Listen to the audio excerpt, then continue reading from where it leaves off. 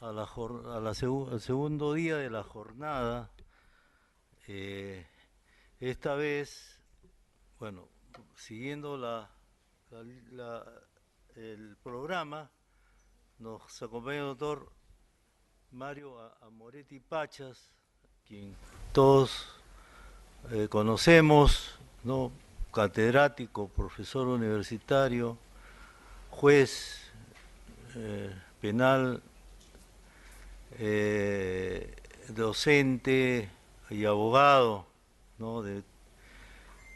Bueno, enumerar los méritos del doctor creo que nos llevaría todo el tiempo que disponemos.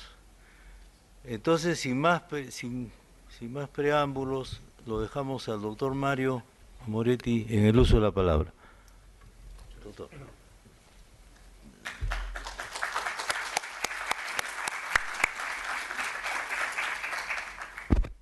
El día de hoy me toca ocuparme de un tema controversial, controvertido, debatible, en fin, es la pena de muerte en la Constitución. Y digo que es un tema debatible, un tema controvertido, no es de ahora. Siempre vemos nosotros que este es un tema de antaño. Vemos y vamos a analizarlo nosotros que desde la primera Constitución de 1822 ya se establecía la pena de muerte.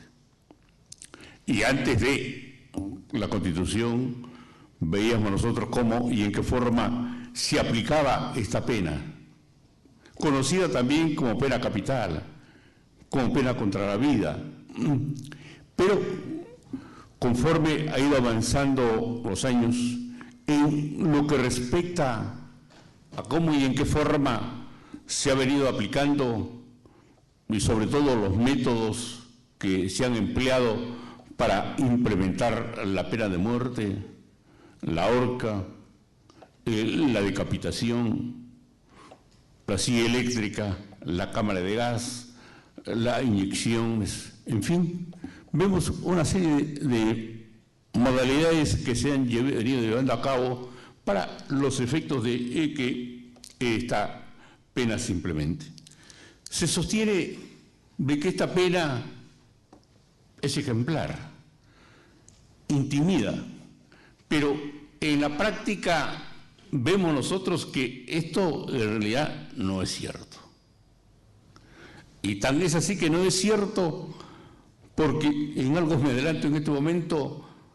En el año 79 estaba vigente una ley que sancionaba el homicidio calificado, la violación sexual en agravio de menores de 7 años, el homicidio calificado, y sobre todo en los conocidos el delito de, en aquel entonces, asalto y robo con resultado muerte, y sobre todo si eran policías, era la aplicación de la pena de muerte y también el parricidio.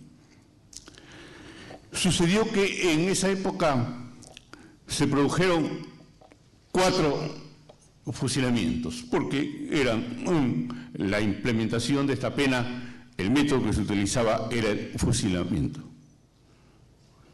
Si bien es cierto que antes de que se implementara esta pena de muerte, el consenso de la opinión pública era mayoritario.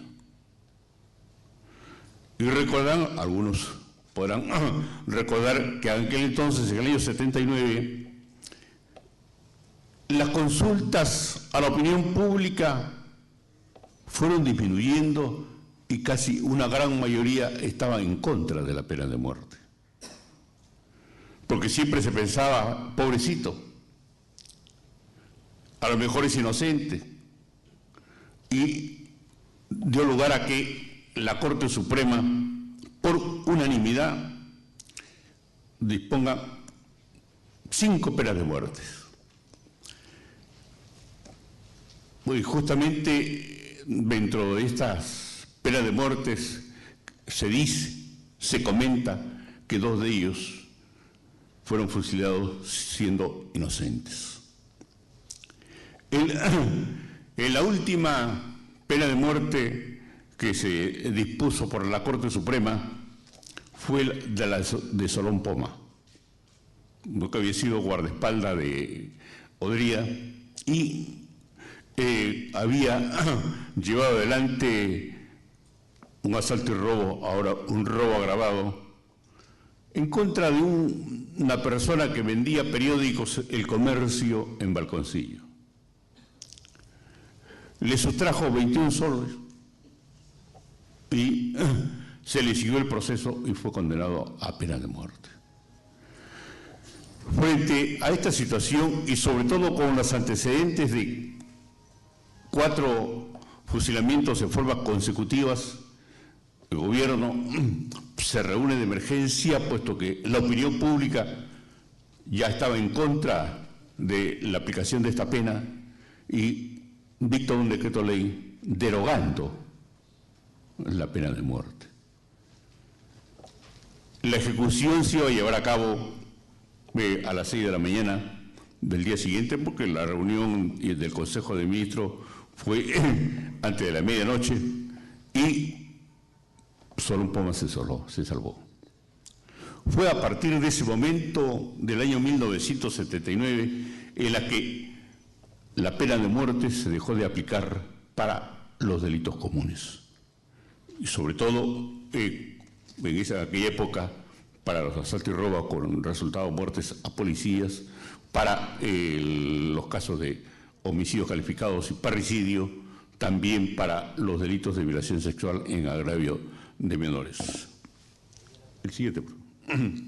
Tenemos nosotros que frente a esta situación de la implementación de la pena de muerte es quién es el que decide la aplicación de esta pena. Y ayer nos encontramos nosotros frente a una situación muy especial. Se dice de que se trata de una venganza individual. También, y aquí hago mención de una opinión de Vidal Campos respecto a la aplicación de la pena de muerte. Dar la pena bajo la faz retributiva del castigo, pero eludiendo el sentido de la reinserción, rehabilitación y reeducación del delincuente, que son principios universalmente aceptados por la doctrina jurídica, sostenía él en aquel entonces, de que es a criterio de él y a criterio de la gran mayoría de juristas, la pena de muerte debe ser inaplicable. Porque tenemos por un lado que la Constitución nos señala como un derecho constitucional o un derecho penitenciario la reinserción del delincuente, la rehabilitación, la reeducación. Si tenemos nosotros estos principios constitucionales,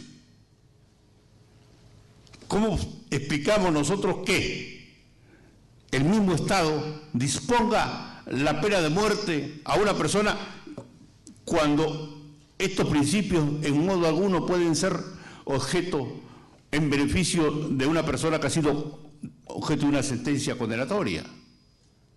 Y también señala, por ejemplo, lo vamos a ver más adelante, como en algunas constituciones, al menos aquí en nuestro país, señalan que es aplicable en los casos en los que la ley lo considere. Abolicionismo de la pena de muerte. Hay una gran mayoría que está partidario de abolir de la pena de muerte. ¿Y cuál es el sustento desde el punto de vista jurídico, desde el punto de vista constitucional? Es la defensa de la vida, es un derecho fundamental. Si tenemos nosotros en nuestra Constitución el derecho a la vida, ¿cómo podemos concebir que sea justamente el Estado quien aplique en su momento la pena de muerte? Y sobre todo, teniendo en consideración que es el Estado quien va a juzgar, Es el Estado quien en su momento no ha dictado las medidas pertinentes de carácter preventivo para evitar la comisión de un delito considerado como grave o muy grave. Y si el Estado ha sido incapaz para los efectos de la prevención de estas figuras delictivas, y frente a esta incapacidad es el Estado quien en su momento va a disponer la implementación de la pena de muerte recurriendo justamente al Poder Judicial. Y vemos nosotros que nos encontramos nosotros frente a una situación.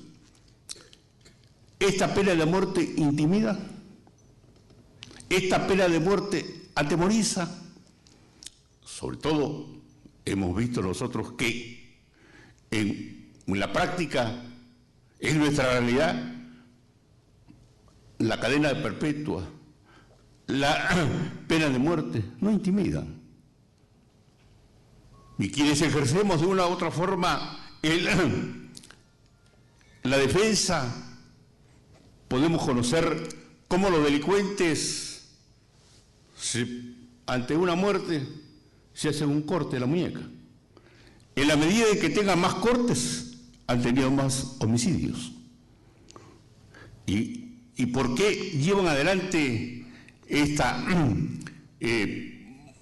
marca en la muñeca con la finalidad de atemorizar, con la finalidad de ser líder dentro de su agrupación criminal? Y tenemos nosotros otro gran problema. ¿Qué sucede con la persona que ha sido condenado a pena de muerte? Y si se llega a demostrar que hubo un error judicial, esta sentencia, esta condena de pena de muerte, ¿es reparable? Indudablemente que no. Es irreparable porque ya la persona fue condenada a pena de muerte.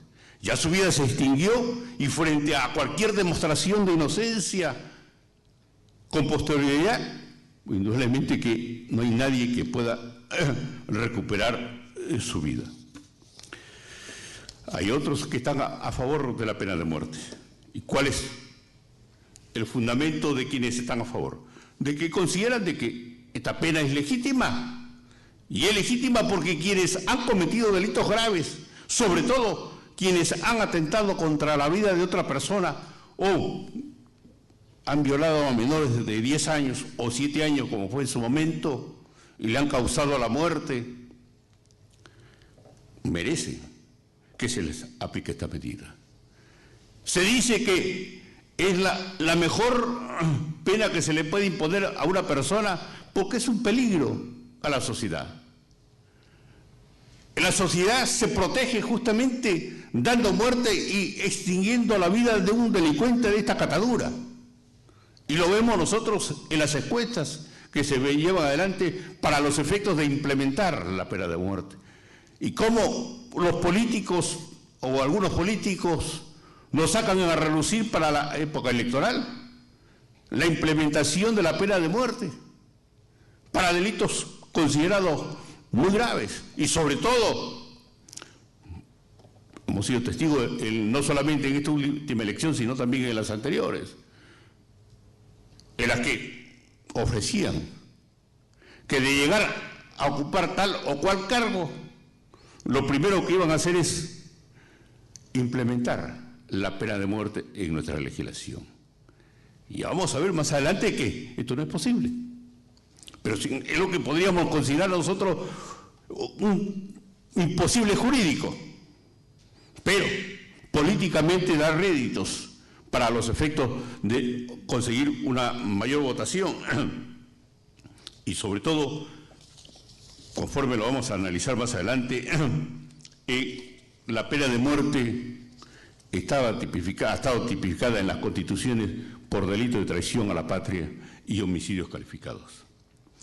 Así tenemos nosotros que la pena de muerte en el artículo 10 de la base de la Constitución de 1822 señala la abolición de las penas crueles y de infamia trascendental. Es decir, en esta Constitución de 1822 no se llegó hasta... y esto fue reafirmado, ya esta fue, perdón, la base de la Constitución, pero en el artículo 115 de la Constitución de 1823 señala expresamente: queda abolida toda confiscación de bienes y toda pena cruel y de infamia trascendental. El Código limitará, en cuanto sea posible, la aplicación de la pena capital a casos que exclusivamente la merezcan. Esta última redacción, esta última parte de este artículo, lo vemos también en la Constitución de 1933, donde deja la facultad para que mediante una ley pueda aplicarse la pena de muerte en cualquier tipo de delitos. Basta con que se le ponga el rubro de que es un delito muy grave, que afecta a la sociedad o que pone en peligro la seguridad del Estado, etcétera. Por eso que se dice, en los casos en los que la ley lo permita. Este tipo de redacción, lamentablemente, ha dado lugar a que en muchas oportunidades se haya aplicado la pena de muerte basándose en este tipo de redacción. Una redacción similar la encontramos en las Constituciones de 1826, en el artículo 122. En la Constitución de 1828, artículo 129. En la Constitución de 1834, artículo 154. En la Constitución de 1839, artículo 165. Y en el Estatuto Provisorio de 1851. 5. En la Constitución de 1834, en el artículo 157, se señalaba lo siguiente: las cárceles son lugares de seguridad y no de castigo. Toda severidad inútil a la custodia de los presos es prohibida. Estas normas constitucionales la encontramos nosotros en la historia del Perú de Jorge Basadre. Allí hace una relación de todas las constituciones que hemos tenido nosotros. No solamente en lo que se refiere a a legislar o normar la pena de muerte, o en todo caso no considerarla como tal. Pero además también en esta enciclopedia, son 24 tomos, Jorge Basadre nos hace mención de todas y cada una de las normas referidas no solamente a los casos de la pena de muerte, sino a las libertades, a la propiedad, etc. También vemos nosotros en el artículo 16 de la Constitución de 1860. La ley protege el honor y la vida contra cualquier injusta agresión y no puede imponer la pena de muerte sino por el crimen de homicidio calificado.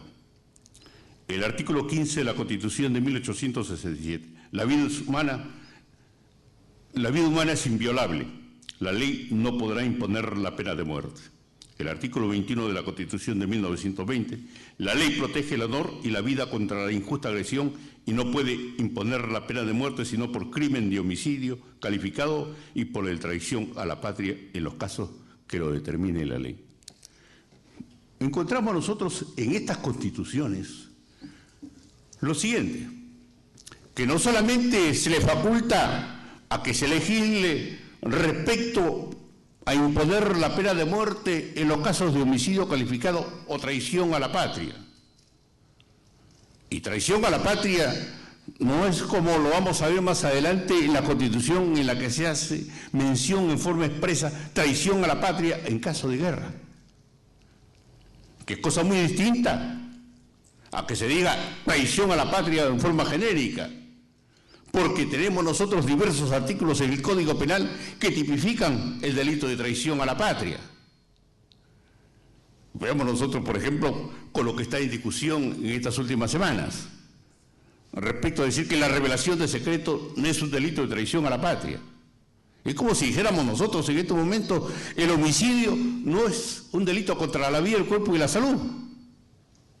Porque tenemos nosotros un capítulo, tenemos un título, capítulo, y allí encontramos justamente que dentro del capítulo de traición a la patria está la revelación de secretos.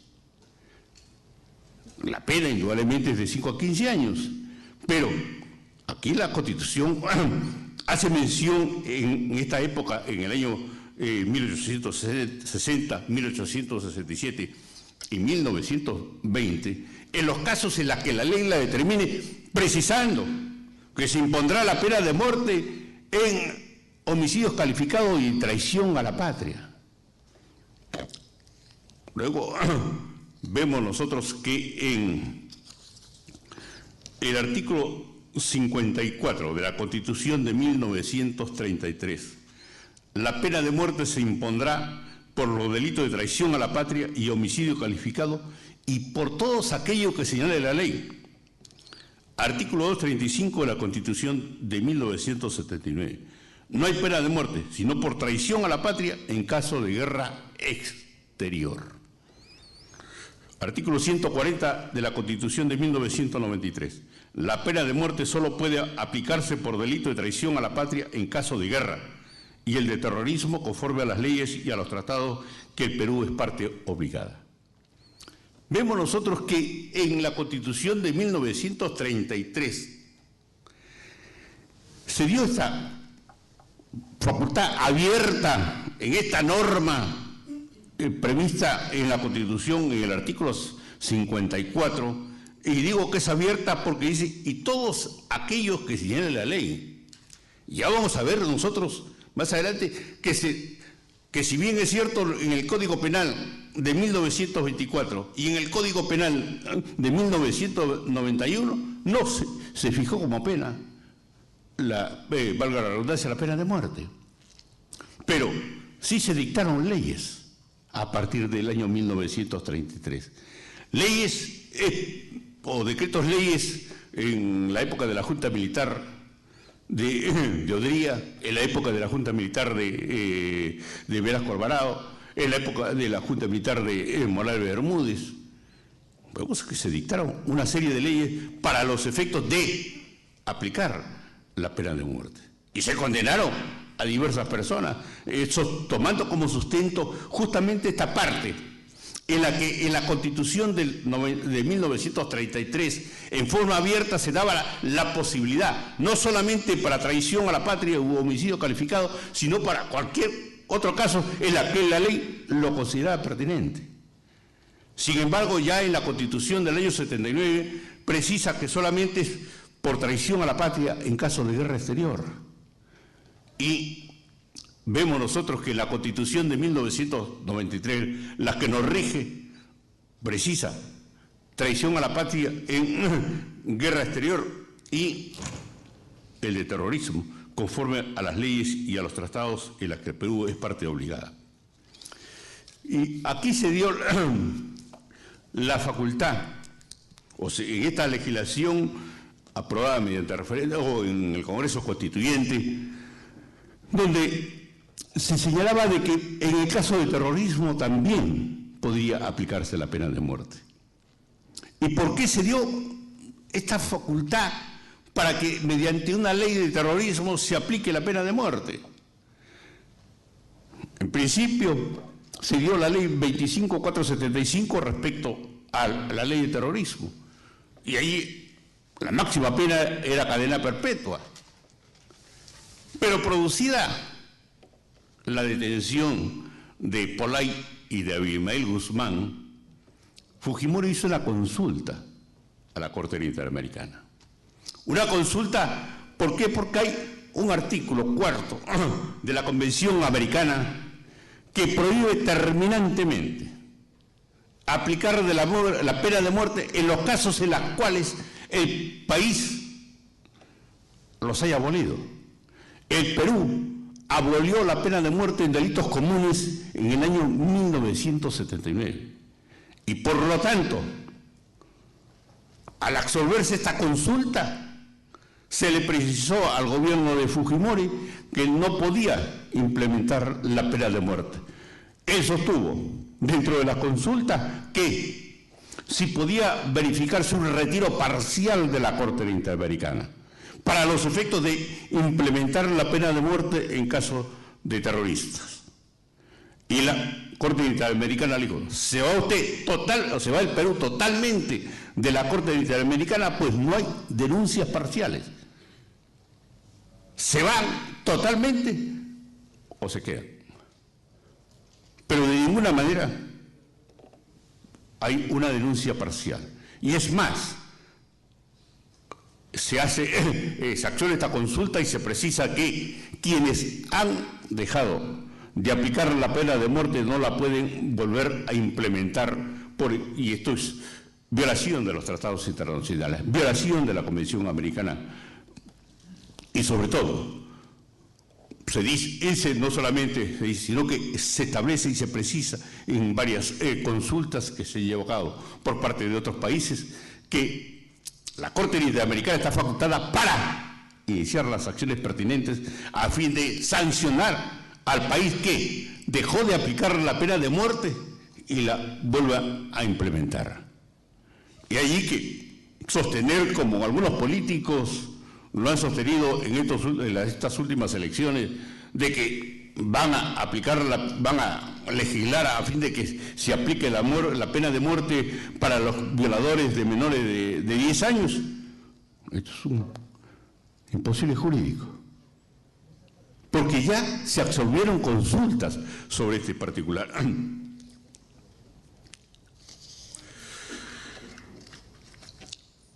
La pena de muerte no estuvo tipificada en los códigos penales del 24 y 1991, pero sí en el Código Penal de 1863. El Código Penal de 1863, en el artículo 23, las únicas penas graves, la de muerte, la de penitenciaría, la de cárcel y la de reclusión. Código Penal de 1924, que en el artículo 10 señaló, las únicas penas y medidas de seguridad que pueden imponerse son las de internamiento, penitenciaría, relegación, prisión. No se tipificó la pena de muerte. En el Código Penal de 1991, en el artículo 28, las penas aplicables de conformidad con este código son privativas de libertad, restrictivas de libertad, limitativas de derecho y multa. Igualmente, no se tipificó la pena de muerte. Y allí que siempre vemos nosotros y estos códigos penales, la de 1924 y sobre todo la de 1991, fue elaborado por técnicos, por especialistas en la materia, en virtud de comisiones, en base a leyes aprobadas por el Congreso, para que se formen estas comisiones integradas por representantes de las universidades, representantes del Colegio de Abogados, representantes del Ministerio de Justicia, representantes del Poder Judicial, representantes del Ministerio Público, etc.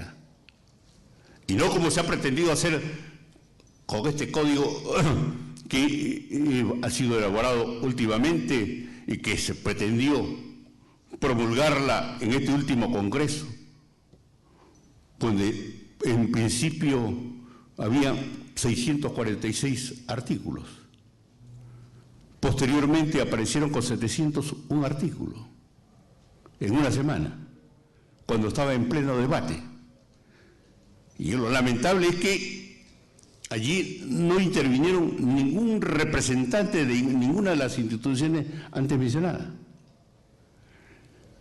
Se dijo que la Comisión de Justicia había llamado para que fueran objetos o intervengan en su calidad de asesores tales o cuales abogados. Pero en realidad aquí un código penal no se puede elaborar desde el punto de vista político, porque solamente ellos legislan para los efectos de tratar de ganar votos ante la opinión pública. Y la forma como estaba redactado este proyecto y que todavía están intentando que se promulgue mediante facultades legislativas a este nuevo gobierno, sería muy lamentable que lo hicieran. Y es tan lamentable porque el Poder Ejecutivo hizo mención que tenía cerca de 80 observaciones.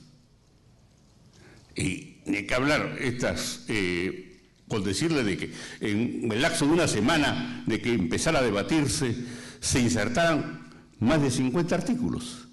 ¿Dónde y en qué parte del de este proyecto del Código Penal insertaron estas modificaciones? ¿En base a qué observaciones? ¿Quién las observó? ¿Por qué la observaron? Y a la verdad que esto lo vamos a ver nosotros con las leyes que se dictaron para aplicar la pena de muerte. El decreto ley número 10.976, que fue dictada el 25 de marzo, que modificó el artículo 151, el que mate a su ascendiente, descendiente o cónyuge. Artículo 152, homicidio calificado. Traición a la patria, someter a la República en su totalidad o en parte a la denominación extranjera. Y artículo 290, el peruano que en guerra tomara armas contra la República del Código Penal. Esta ley 10.976, normalmente cuando se ha aplicado o se ha implementado la pena de muerte en base a estas leyes, han sido en dictaduras. Y esto se dio en la dictadura de Hungría. ¿Para qué? Para se aplicara la pena de muerte en los casos de parricidio, homicidios calificados. Y a la verdad que esta forma como se redactó este decreto ley y que dio lugar a que posteriormente fuera aplicado un número muy reducido, pero se aplicó esta pena de muerte. Luego se aplicó la ley 12.341 del 10 de junio de 1955. Modifica el artículo 229 del Código Penal. Si secuestrador mata a menor de edad, se le aplica pena de muerte. Y allí se precisó en esta ley que para los efectos de aplicar la pena de muerte por parte del Poder Judicial, en este caso, en última instancia, la Corte Suprema, se requiere unanimidad. Y también tenemos que se dictó la ley 15.590 del 20 de agosto de 1965, donde precisa que es aplicable al delito de traición a la patria cometidos por peruanos que tratan de imponer el sistema totalitario comunista. Y no es aplicable la responsabilidad penal restringida para imponer pena de muerte inclusive a extranjeros. Recordarán ustedes que esta ley se dio en la época de Belaúnde, perdón, después de Belaúnde, con Velasco. El tratar de imponer un régimen comunista. Y ahí vemos ya que se va a sancionar y se va a considerar como traición a la patria a aquellos que traten de imponerle un régimen comunista. ¿Quiénes podrían ser considerados como que tratan en su momento de imponer este régimen al Estado? Esto no tiene sino, más que nada, un tinte político de aquel entonces. Porque jurídico no lo encontramos. Porque ¿quién nos puede dar la precisión de que se trata de imponer un régimen comunista en el Estado peruano? ¿Quién van a ser los encargados de llevar adelante esta calificación? Y lo más grave en la de considerar que no es aplicable la responsabilidad penal restringida. Es decir, aquellos que tengan de 18 a 21 años, para los efectos de la comisión de estos delitos, como viene sucediendo en la actualidad con las modificaciones que se han verificado al artículo 22 del Código Penal, en la que no se aplica la responsabilidad restringida para determinados hechos delictivos. Y la pregunta es aquí de simple. Si tenemos nosotros una Constitución en la que se señala que todos somos iguales ante la ley, ¿por qué vamos a hacer distingos? Si yo cometo tal o cual delito y tengo tiene menos de 18, menos de 21 y más de 18 años, no se le beneficia la responsabilidad restringida. Pero si comete esta persona un delito también considerado como grave, sí se aplica la responsabilidad restringida. Esto no solamente viola el principio constitucional de igualdad ante la ley, sino viola algo que es más factible. ¿Cómo puedo ser, si yo cometo un delito más grave, o un menor de 18 a 21 años comete un delito más grave, para él, para ese delito sí se le aplica la responsabilidad restringida. Pero para otros delitos, como el que está señalado de esta ley, no se le aplica la responsabilidad restringida. Y también tenemos que el decreto ley 17.388, que modificó el artículo 199 del Código Penal de 1924, será reprimido con pena de muerte el hecho de sufrir el acto sexual, un acto análogo a un menor de 7 años o menos de edad. Allí recordarán ustedes que aquí fue sentenciado a pena de muerte el caso de Pichuzo y el monstruo de Armendáriz. Y en el caso de parricidio, basado en esta ley, se sancionó a una persona en Cajamarca que había matado a su esposa. Fue condenado a pena de internamiento no menor de 25 años. El abogado del condenado le dice para interponer recurso de nulidad a la Corte Suprema. El fiscal no interpone el recurso de nulidad. En aquel entonces no estaba vigente el artículo 300 del Código Procesal, del Código de Procedimientos Penales. Es decir, se permitía aplicar la reforma Timpeyes, es decir, reformar la pena en peor del condenado. Viene el recurso de nulidad y la Corte Suprema, basado en la ley antes referida, le impone la pena de muerte. Y ya se imaginan ustedes el problema que tuvo el abogado que aconsejó para que interponga recurso de nulidad. Y ahí es que yo siempre, y no me deja la mentira aquí el doctor Julio Ibella, siempre estoy esperanzado o esperando qué dice el fiscal. Cuando condena a un cliente mío, me reservo el derecho para ver cuál va a ser la reacción del fiscal.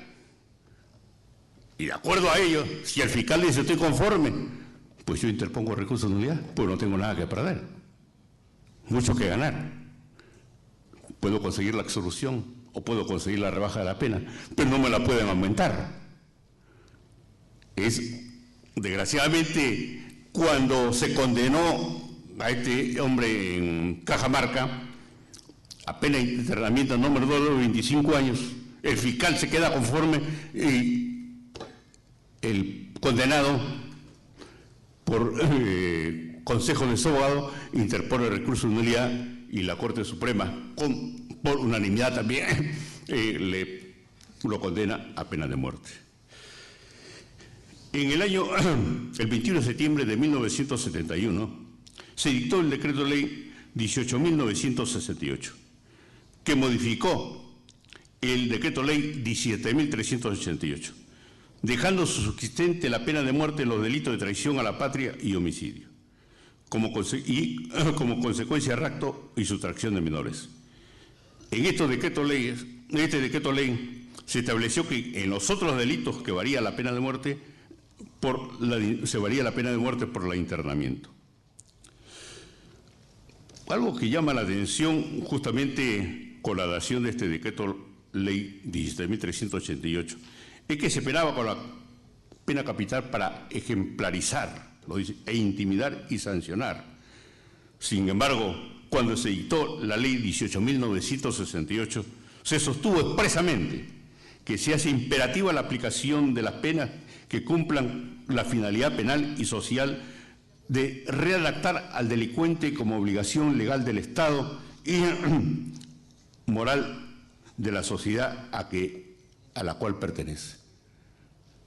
Por un lado, se dice que reconoce la readaptación del delincuente, la reeducación, la rehabilitación, la reinserción, pero sin embargo, para determinados delitos sigue en vigencia la aplicación de la pena de muerte. El 30 de noviembre del 71 se dicta el decreto ley 19.049. Se restablece la pena de muerte cuando se utiliza explosivos con fines delictuosos. Esta ley, la promulgación de este decreto ley en la época de la Junta Militar de Morales Bermúdez, tiene un sustento.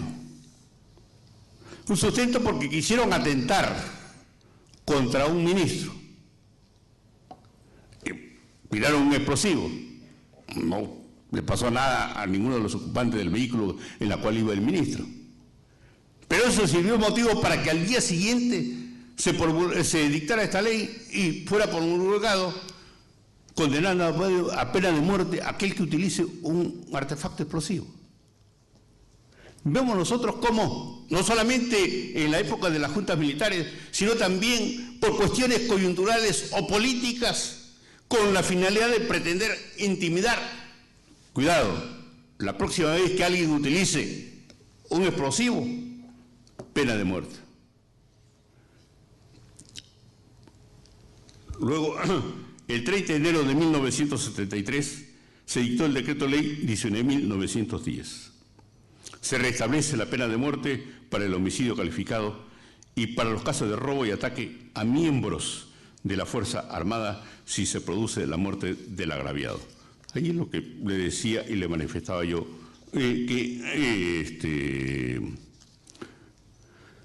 se impusieron 4 penas de muertes en la Corte Suprema y dio lugar a que cuando lo condenan a Salón Poma se derogue esta ley. Aquí viene algo también coyuntural, es el decreto ley 20.828 promulgado el 3 de diciembre de 1974, que dice el artículo primero: quienes con fines políticos atenten contra la vida de las personas serán sancionados. Si se produjera el fallecimiento o lesiones, cualquiera que sea la gravedad de estas, con la pena de muerte. El fundamento es justamente, como le decía anteriormente, reprimir los casos en los que se atentara contra los ministros. Esta ley inclusive dio lugar a que fuera ejecutado o fuera procesado y ejecutado el delincuente, entre comillas, en 48 horas. Un proceso sumarísimo. Menos mal que nunca se llegó a aplicar este decreto ley. Tenemos las constituciones y los tratados internacionales. El artículo 101 de la Constitución de 1979. Los tratados internacionales celebrados por el Perú con otros estados forman parte del derecho nacional en casos de conflicto entre el tratado y la ley, prevalece el primero. El artículo 105, los preceptos contenidos en tratados relativos a derechos humanos, tiene jerarquía constitucional. Artículo 55 de la Constitución, los tratados celebrados de 1993, celebrados por el Estado y en vigor, forman parte del derecho nacional. En la cuarta disposición final y transitoria de la Constitución de 1993, las normas relativas a los derechos y a las libertades que la Constitución reconoce se interpreta de conformidad con la Declaración Universal de los Derechos Humanos. Hay sentencias en las cuales se han dictado en la Corte Interamericana de Derechos Humanos. Una del caso Hilaire Constantine Benjamín y otros versus Trinidad y Tobago, sentencia del 21 de junio de 2002, donde allí se hace mención a la forma tan genérica como este país de Trinidad y Tobago ha estipulado y tipificado la pena de muerte. Y sobre todo, cuando no se llega a determinar el grado de culpabilidad, en un proceso en el que no estaba previsto que fuera llevado dentro de un plazo razonable. Aquí encontramos nosotros en esta sentencia que sirve de sustento para los efectos de demostrar o corroborar que esta pena de muerte debe ser abolida en diversos países, y ya tenemos nosotros, dado que me gana el tiempo, vemos que aproximadamente en 54 países tienen vigente la pena de muerte y la aplican hasta el momento, por lo que podemos considerar que el Estado toma venganza como negación de los derechos humanos. De estos países que está vigente y la aplican está Bielorrusia, Camerún, Arabia Saudí, Argelia, India, Filipinas, Guyana, Irak, Japón, Guatemala, Jamaica, etc. Así tenemos que también 21 países que la pena de muerte está vigente en su legislación, pero no la aplican, motivo por el cual consideramos que son abolicionistas. La Federación Rusa, República Dominicana, Samoa, Surinam, Gambia, Granada, Congo, etc. Países que han abolido la pena de muerte para los delitos comunes, para todos los delitos y otros para comunes. Aproximadamente 50 países que han abolido la pena de muerte para todos los delitos, incluyendo delitos comunes. Y entre ellos está, en Nepal fue la última ejecución en 1999 y la abolición fue en la última dispositivo legal que abolió la pena de muerte fue en Chipre en el año 2002. Dentro de los países que han abolido la pena de muerte por traición a la patria y delitos comunes están Alemania, Colombia, Australia, Canadá, Francia, etc. En tanto que para los delitos comunes aproximadamente tenemos 25 países y la última ejecución fue en Letonia y la abolición en Turquía en el año 2002. Entre los países que han abolido la pena de muerte para los delitos comunes tenemos al Perú en 1979, Argentina, Bolivia, Brasil, Chile, Salvador, México, Israel y Turquía. Y por último, ya quisiera que se viera, o por lo menos hacerle resaltar a ustedes, una opinión consultiva 383 de la Corte Interamericana sobre restricciones a la pena de muerte. Artículos 4.2 y 4.4 de la Convención Americana de Derechos Humanos. La aplicación de la pena de muerte está sujeta a ciertas reglas procesales cuyo respeto debe vigilarse y exigirse de modo estricto. Segundo, solo debe aplicarse a los más graves delitos comunes y no conexos a delitos políticos. Y tercero, debe tomarse en cuenta ciertas consideraciones propias de la persona del reo. Esta limitación procesal tiene su sustento en el numeral 2 del artículo 4, que establece, como le decía anteriormente, en los países que no han abolido la pena de muerte, esta solo podrá imponerse en cumplimiento de una sentencia ejecutoria del tribunal competente y de conformidad con una ley que establezca tal pena dictada con anterioridad a la comisión del delito. Tal disposición supone todas las garantías judiciales consagradas en el artículo 8 de la Convención Americana, pero refuerza algunas garantías como lo son ser juzgado por un tribunal competente, no aplicación retroactiva de la ley y una sentencia firme. Estoy dejando yo a ustedes todas las diapositivas respecto a las diversas sentencias que se ha dictado en la Corte Interamericana de Derechos Humanos, en las que refuerza, como le decía anteriormente, la posición de abolir esta pena. Y sobre todo en los casos en los que ya un país como el nuestro, que en 1979 derogó la pena de muerte para los casos de delitos comunes, ya no la puede implementar. Y en el caso de delitos de terrorismo, ninguna ley, ni la 25475, ni sus modificatorias, ni el decreto legislativo 046, en ningún momento se estipuló como pena máxima la de muerte. Se consideró en su momento el delito de traición a la patria con la ley, el decreto de ley 25475, que en el fondo era un terrorismo agravado, pero para los efectos de considerar y sancionar con cadena perpetua, se le puso el rubro de delito de traición a la patria cuando en el fondo no lo era, y más aún recordarán ustedes que él fue en una denuncia que se hizo y llegó hasta la Corte Interamericana en el año 1996, la sentencia de Castillo Petruzzi y Paramillos, donde ellos habían sido condenados por delito de traición a la patria teniendo la condición de extranjero. la Corte Interamericana declaró que esta sentencia debería anularse y llevarse adelante un nuevo proceso penal, tomando en consideración que los extranjeros no podían ser considerados como autores del delito a traición a la patria.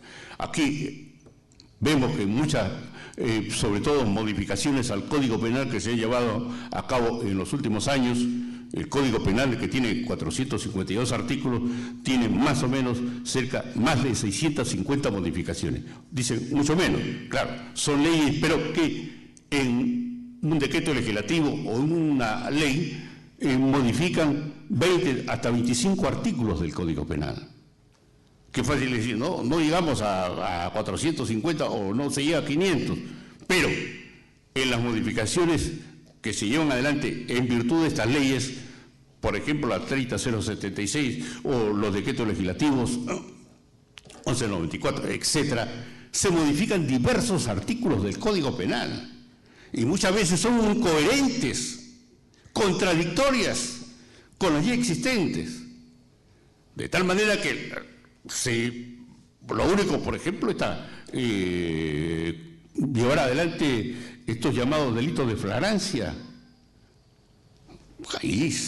En la forma como se ha venido llevando a cabo y en virtud de este decreto legislativo 1194, se vulnera el debido proceso, se vulnera el derecho a probar, el derecho a defensa, porque la presunción de inocencia y sobre todo porque en la misma ley o este mismo decreto legislativo se sostiene que el acusado podrá acogerse a la terminación anticipada, cuando el Código Procesal Penal señala expresamente que la terminación anticipada tiene que llevarse a cabo antes de la etapa de la investigación, la etapa intermedia. Porque existiendo ya una acusación, se tiene que llevar adelante la conclusión anticipada. Pero decir en un decreto legislativo que ha sido o está siendo juzgado en flagrancia y es materia de una acusación, se acoge a la terminación anticipada, es algo que no guarda relación con lo que está estipulado en el Código Procesal Penal. Y si teníamos ya nosotros un proceso de flagrancia donde el fiscal, dentro de los 30 días de la investigación preliminar, llegaba a establecer la comisión del hecho delictivo y la responsabilidad penal del procesado, podía solicitar la aplicación del proceso de flagrancia. Y sin embargo ahora, bajo una medida efectista, con el sobretexto de decir que se está protegiendo a la policía, y como bien lo he manifestado en una oportunidad, ¿y quién nos protege a nosotros de la policía? Si la policía muchas veces nos provoca, ¿o acaso todos ustedes que ya no han sido objeto de una provocación por parte de la policía? ¿Para qué? Para los efectos de pedir una coima. Y frente a esta situación, indudablemente, ¿qué caso es en la que se reacciona? No como debe ser, pero imponer una pena mínima de 8 años, esto es algo que desproporcional. Les agradezco esta oportunidad que he tenido con ustedes. Muchas gracias.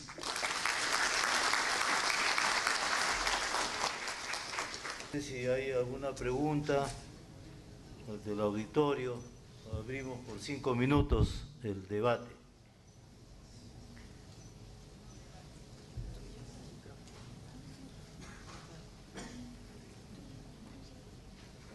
Bueno, yo le voy a hacer una pregunta al doctor. Voy a ser de moderador también y de panelista, de don Mario. Sabemos que usted es abolicionista y bueno, y la institucionalidad, nuestro sistema procesal, ¿no? No, a ver, creo que no hay micro. De acá le voy a hacer la pregunta. Ya. Doctor Mario,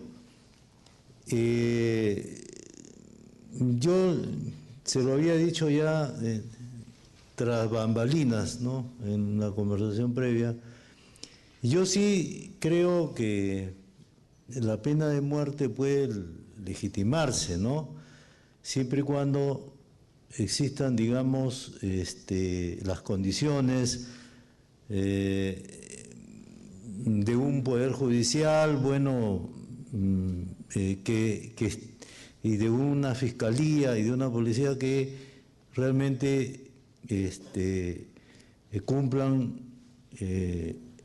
con llevar a cabo una investigación, en fin, eficiente y técnica y científica, ¿no? Pero dogmáticamente, o sea, hay países que han establecido la pena de muerte, Estados Unidos, ¿no? La China, que es el mayor, bueno, se dice el mayor violador de los derechos humanos, tiene, bueno, no sé cuántas ejecuciones al año, creo que son 3.000. Bueno, pero tiene un efecto de cohesionar, ¿no?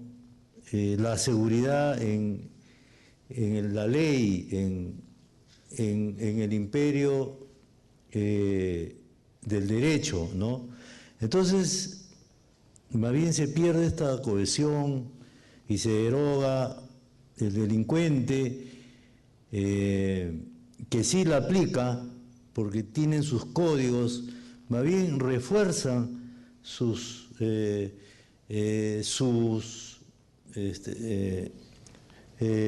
reglas, ¿no? Ellos aplican a sus desertores o traidores, les aplican la plena y mantienen la cohesión del grupo. Por eso yo he dicho que el Estado no lo puede hacer contra estos delincuentes que derogan, dan un golpe de Estado, ¿no? Cuando se ponen encima de la ley. Y al ponerse encima de la ley, lo que están haciendo es destruir ese orden, ¿no? Yo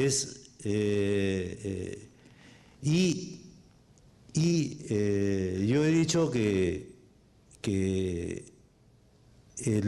digamos, como decía, pues, el derecho o la pena tiene una finalidad, digamos, de buscar, ¿no? Un criterio, bueno, Kant ya lo decía, ¿no? De que actúa, ¿no?